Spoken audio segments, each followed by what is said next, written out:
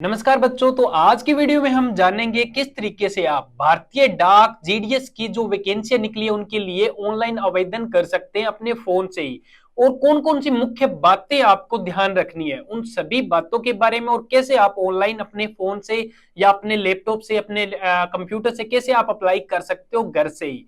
तो कौन कौन सी मुख्य बातें आपको जाननी होगी इसी वीडियो में आप डिस्कस करने वाले हैं। जैसे आप सभी को पता है कि टोटल फॉर्म जो वैकेंसियां निकली 21,413 वैकेंसी लाइव हो चुकी है, और 10 तारीख दूसरे महीने की 2025 से फॉर्म स्टार्ट हो गए थे। 3/3/2025 लास्ट तारीख इसकी रखी गई है। और अब फॉर्म भरने से पहले हमें टोटल पता होना चाहिए भी कौन से राज्य से कितनी वैकेंसियां निकली है और वहां कौन सी लैंग्वेज के लिए वैकेंसी निकली है, और उस राज्य की पहले जो आंकड़े हैं कट ऑफ के वो कितने गए हुए हैं। उसी आंकड़ों को देखते हुए हमें फॉर्म भरना होता है। वो आंकड़े कैसे जज करते हैं और कैसे फॉर्म भरा जाता है इसी वीडियो में आप पॉइंट टू पॉइंट डिस्कस करने वाले हैं।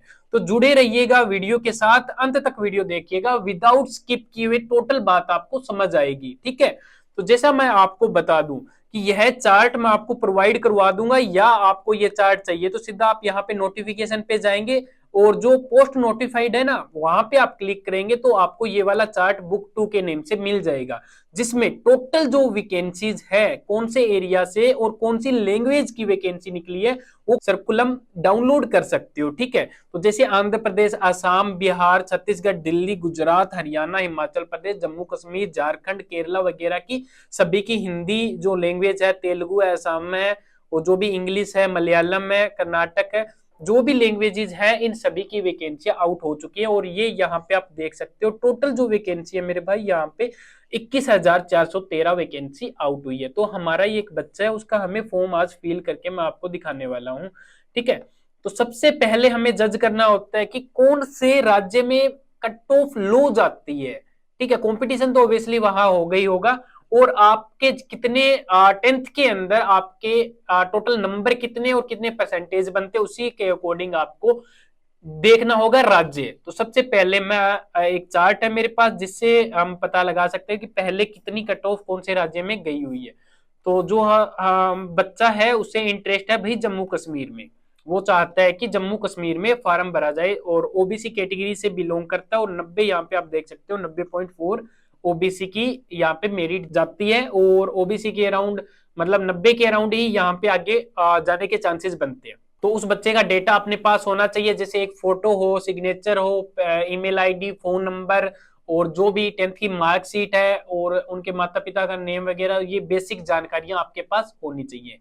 ये सारा डेटा आपके पास आ जाए उसके बाद आपको सर्च करना है गूगल पे जाके, क्रोम पे सर्च करना आपको भारतीय डाक या इंडियन पोस्ट, जो ऊपर ये लिंक दिखाई दे रहा है आपको normal Indian post GDS online .in आपको यहाँ पे टाइप करना है। टाइप करने के बाद फर्स्ट जो पहली वेबसाइट आए उसी पे आपको क्लिक करना है। ठीक है, क्लिक करने के बाद आप यहाँ इस पेज पे पहुंच जाओगे। अगर आपने पहले फॉर्म अप्लाई कर रखा है तो आपको सीधा ऑनलाइन अप्लाई करना है और लॉग इन करना है, मतलब जो रजिस्ट्रेशन नंबर है उससे आपको लॉग इन करना है। अगर आपने पहले नहीं किया हुआ तो सबसे पहले आपको रजिस्ट्रेशन फिल करना है। रजिस्ट्रेशन पे जैसे मैं क्लिक करूंगा उसके बाद आप देखेंगे कि आगे क्या प्रोसीजर होता है। जैसे मैं रजिस्ट्रेशन पे क्लिक करूंगा उसके बाद हमें सबसे पहले जैसे यहाँ पे वैलिड मोबाइल नंबर और ईमेल है तो ये वेरीफाई करना बहुत ज्यादा जरूरी होता है। तो एक बार मैं नंबर और ईमेल को वेरीफाई कर देता हूँ। जैसे मैंने बच्चे की पूरी डिटेल एक साथ पहले टाइप कर ली थी, तो मैं सबसे पहले फोन नंबर यहाँ पे लिखूंगा और वेरीफाई करेंगे। तो ओटीपी चला गया है फोन नंबर पे, जैसे ओटीपी आ जाता है आप ओटीपी डालते हैं, सबमिट ओटीपी, ये ग्रीन हो गया, मतलब अपना फोन नंबर वेरीफाई हो चुका है। उसके बाद में जो बच्चे की मेल है, मेल आईडी वेरीफाई करनी होगी हमें। तो जैसे यहां से मैं मेल आईडी कॉपी कर लेता हूँ। देखो आपको भी ये डेटा निकाल के रख लेना है सबसे पहले अपना एक टेक्स्ट बॉक्स में, और उससे क्या आपको आसानी होगी, है ना, काम करने में आसानी होगी आपको, और आप आसानी से अपना कार्य जल्दी से कर पाएंगे। तो जैसे मैं एक बार है ना यहाँ पे क्लिक करके जो ओटीपी हमारा मेल पे आया वो डाल देता हूँ। एज इट इज आपको ओटीपी यहाँ पे डाल देना है, ये नॉर्मल है। आप जैसे दोनों यहाँ पे मेल और मेरी ओटीपी वगैरह वेरीफाई हो चुके हैं। उसके बाद जो एप्लीकेंट का नेम है ना, जो डॉक्यूमेंट में नेम है, तो वो नेम यहाँ पे डालना होगा। जैसे मैंने आपको बताया था कि सबसे पहले आपको डिटेल्स लिख लेनी है ना। डिटेल्स लिख लोगे तो बहुत ज्यादा आसान हो जाएगा सारा कार्य करना। उसके बाद में उसके फादर नेम, जो उनके फादर का नेम है, तो फादर नेम यहाँ पे पेस्ट कर देते हैं। सॉरी, मदर्स नेम या father name as per school certificate, तो यहाँ पे मदर या फादर दोनों में से एक का नेम हम डाल सकते हैं। और डेट ऑफ बर्थ, यहाँ पे आप बच्चे की डेट ऑफ बर्थ देख लेते हैं, क्या डेट ऑफ बर्थ है। तो यहाँ पे आप देख सकते हो बच्चे की डेट ऑफ बर्थ हमें पता लग चुकी है, 13/4 और 2005। तो यहाँ से मैं डेट ऑफ बर्थ सिलेक्ट कर लेता हूँ। मैंने डेट ऑफ बर्थ डाल दी है। ये सारी चीजें आप सही से डालें कि आगे जाके कोई प्रॉब्लम ना हो, है ना। कम्युनिटी ओबीसी है यहाँ पे। और circle in which school passed, ये कहाँ से हुआ, पंजाब से है। और ईयर कौन सा पास करने का, 2023। तो ये सारी चीजें आपको कहाँ पे मिलेगी, कहाँ से पता लगेगी, आपको पता है कि आपकी डीएमसी पे सारी चीजें लिखी होती है। जो आपका आरटीसी होता है, डीएमसी होती है, वहां पे सारी चीजें आपको मिलती हैं। ठीक है, जो भी यहाँ पे कोड दिखाई दे रहा है अब आपको, वो कोड यहाँ पे डालना होता है, जो सिक्योरिटी कोड है। तो सेम एज इट इज मैं डाल देता हूँ यहाँ पे सिक्योरिटी कोड बच्चों। तो ये चीज मैंने देखो बेसिक डिटेलिंग मैंने कर दी है, आपको वैसे करना है। ये सारा रजिस्ट्रेशन के बतौर काम होता है। यहाँ से रजिस्ट्रेशन होता है, उसके बाद में अप्लाई होता है।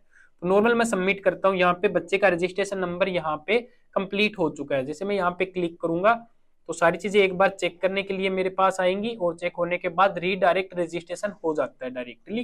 तो आप यहाँ पे देख सकते हो रजिस्ट्रेशन सक्सेसफुली हो चुका है, और मेल पे भी चला जाएगा, और टोटली वेरीफाई हो चुका है।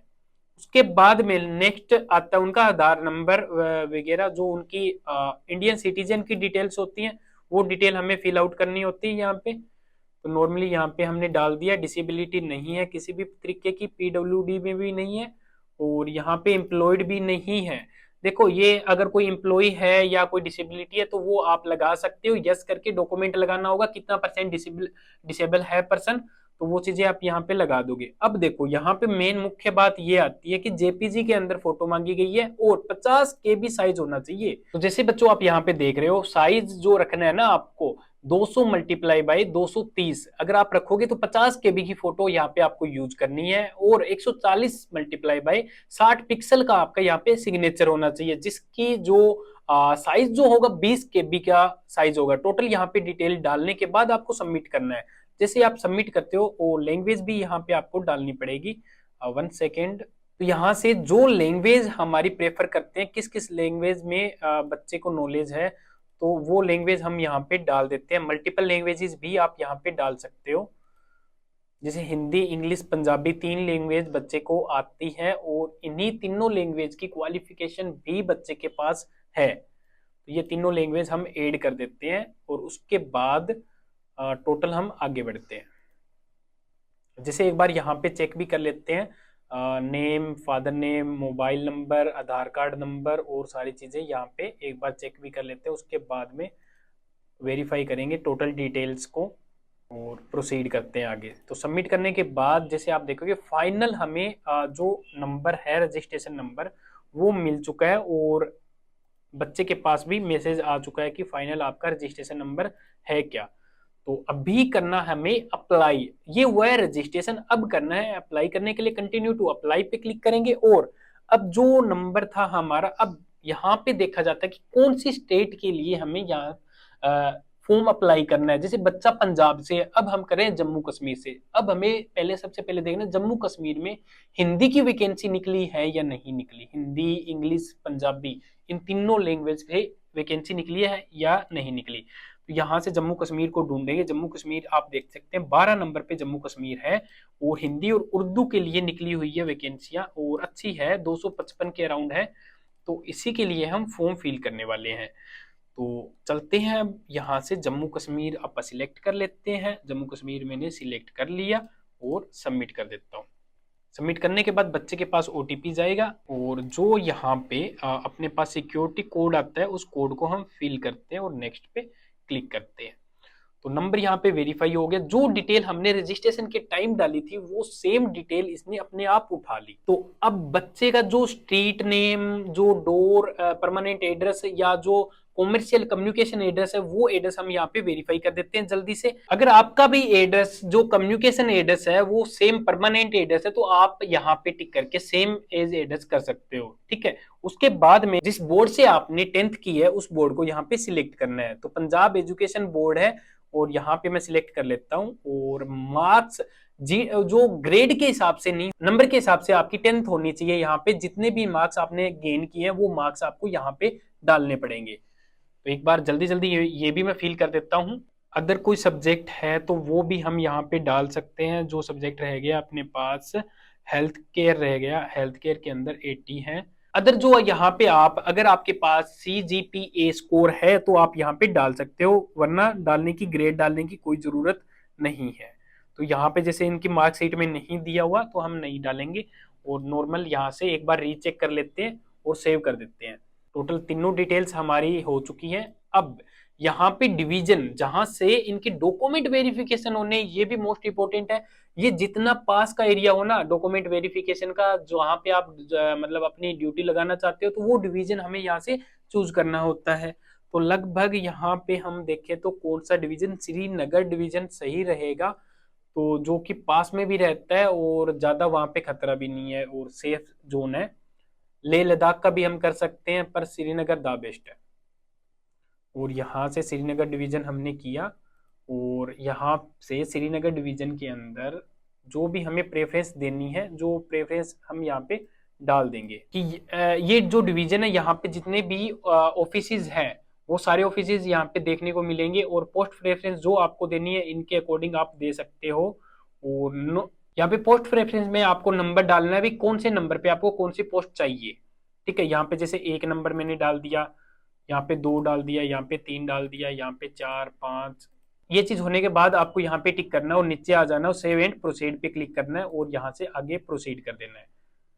Okay, data submitted successful, please pay the fee to complete. 100 रुपये यहाँ पे आपके डिटेक्ट किए जाएंगे ऑनलाइन, उसके बाद आप आगे एक्सटेंड कर पाओगे।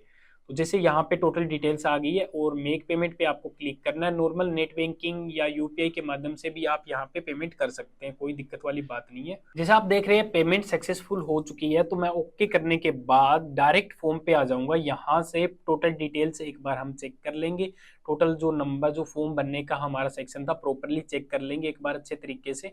और टोटल हमने ये सारा चेक कर लिया, सिग्नेचर वगैरह भी चेक कर लिया, प्रेफरेंस भी चेक कर लिया। और प्रिंट पे क्लिक करके हम जो PDF है बच्चे के लिए सेव कर लेते हैं, या प्रिंट की कमांड देके हम प्रिंट भी इसे आउट कर सकते हैं नॉर्मल। तो यहाँ तक बच्चों अगर आपको पसंद आई वीडियो, आपने सही से सारी चीजें समझ ली है, तो आप चैनल को भी सब्सक्राइब कर लीजिएगा। और घर बैठे आप फॉर्म अप्लाई कर सकते हैं, कहीं पे भी जाने की आपको जरूरत नहीं है। मैंने सारे इंस्ट्रक्शन सारी चीजें आपको समझा दी। तो मिलते हैं इसी एक और वीडियो में, इतने तक जय हिंद जय भारत।